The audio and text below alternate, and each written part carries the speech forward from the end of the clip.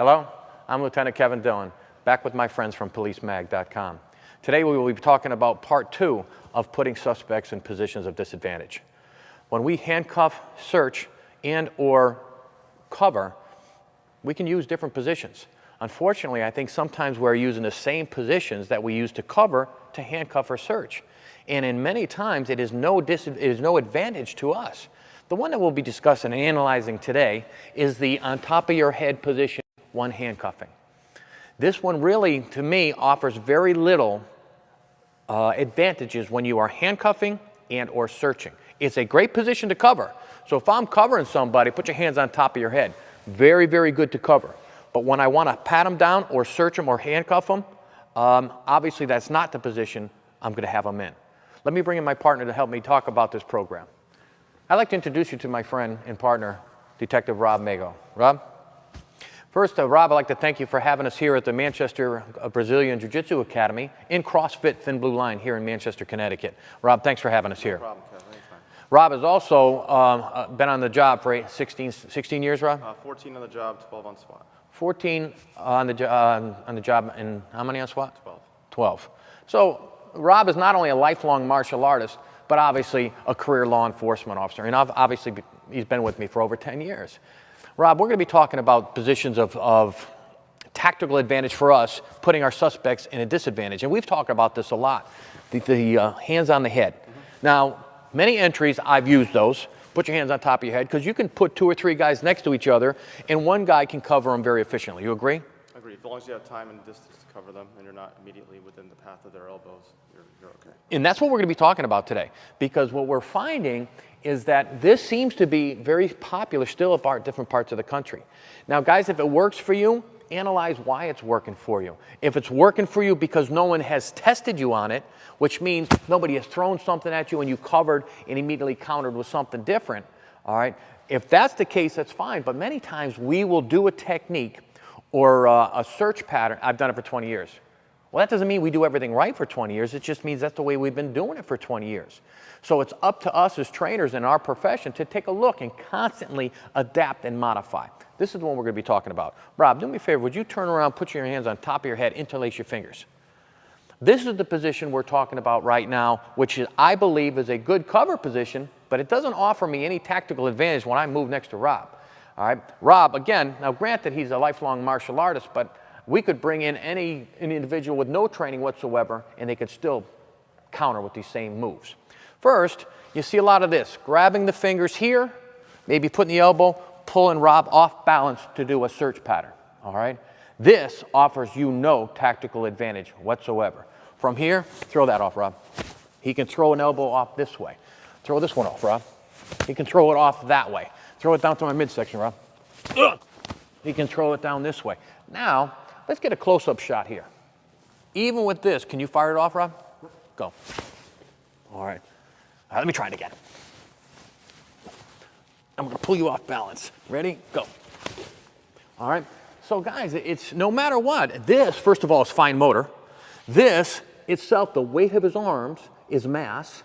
All right. Now, interlocking his fingers, it doesn't make a difference. I can't squeeze hard enough that he won't be able to respond out of that right away. He can fire off his elbow. This is his strongest upper body weapon. Now, angle it off, Rob, like you're hitting me here. Now, if he gets me with anything like that, that's pounds per square inch, which will maximize that shot. Now, we'll say that Rob decides to even try it later on. So now, say I'm pulling him back here, and now I'm going to go down below here. Now look what's opening up. My occipital lobe, my spine, my neck, all with what levels of force are those? Those are deadly force shots. So if Rob, I'm not going to do it, Rob, but we'll just say this is my head down here. Fire. So here, Rob can even remain in his tactical position. I'm going to hold real tight. Fire. Here, and when we do this, and all of a sudden drops this right here, bang, occipital lobe, back of the neck, okay? There's just no advantage to that whatsoever. Again, like I agree with Rob, I'll cover you this way, all right? But besides that, now I've seen this one here. Now, guys, this is just to analyze it. Let's put egos aside and start to take a look at what's working for us. It's hard to do for us sometimes, especially if it's worked for us for so many years, or we think it's worked for us, because no one's really tested this out. I've seen this, grabbing here, pulling them back this way. Rob, which one would you fire first? That one. Now, angle it off like you do an elbow shot. Fire. He's got this. I'll even try it back. Fire it, Rob. Fast. So there's just no way. How about, here, can you do it with this one? Okay, so here, if I now take only one weapon system, which would be my support hand, all right, and do anything in this way, he has the tactical advantage. Thanks, Rob. So, Rob, do you agree? I don't see any tactical advantage from doing that. There's too much rotational force with my hips and my whole upper body, and then delivering it to the weapon system of my elbow. There's too much force to hold me there. And now you're also splitting up your cognitive process, right? I'm trying to hold and secure them this way and then start to feel this here. Remember, you can only really focus on one thing at a time. You can do this, but sometimes you're going to start to focus here on the search pattern itself. It's something I want you to take a look at and really analyze to make you think if it's beneficial or not. Now, let's talk about one that we think is beneficial. Now, Rob, as you know, with only one motion, would respond and take me out. Just one motion. We need to put our suspects in positions that they need at least two motions to counter us. Because if they can do it in one, we will not have time. Remember, action is faster than reaction. And the reason is, by the time we perceive it, cones, rods, and neurons comes into our brain. Obviously, we start to flinch when it comes to the midbrain, the occipital lobe, and then we respond. So it's action versus reaction. That's why it's always going to be faster. All right, let's try this one, Rob. All right, do me a favor. Turn around, face that wall. Take a wide platform stance. Wide. Put your hands behind your back, thumbs in the air. Shoulders back towards the sound of my voice. Now, right there, Rob, can you do anything from there without going erect first? I have to move something first. You'll have to, because right now the weight transfer is on Rob's heels. All right, so now this is here, well, I'll come in, click, and click. Okay? Here, if you can get a side angle, if you notice, anytime we put Rob's shoulders behind his pelvic girdle, he needs to come up to match it and then try to counter from that. Because once I put shoulders back towards the sound of my voice here, once we get here, all right, now Rob he needs two motions at least. One to balance, two to try to counter, okay? By that time, we are already, because our hands in our position that we need. So if I'm talking to Rob, at the same time, that's when I pull this stuff up. I don't want to be, excuse me, doing all that kind of stuff. I want to be covert. So as I'm talking to Rob, hey, Rob, do me a favor. Tell me the path you took to get here when you got to the school. That's when I start pulling my items out, all right? As he's talking, go ahead, Rob, just give us the direction you came here. Route 6, 3, 4. There we go. Okay. Now, I've seen variations of that when the officers have them put the hands behind your back, clasping like that, like they're praying. There's a couple reasons for that. One, it's easy for the person to maybe understand how to put their hands behind your back. I've seen interlacing of fingers. But sometimes, put your fingers together. They're doing it this way, they're doing it this way.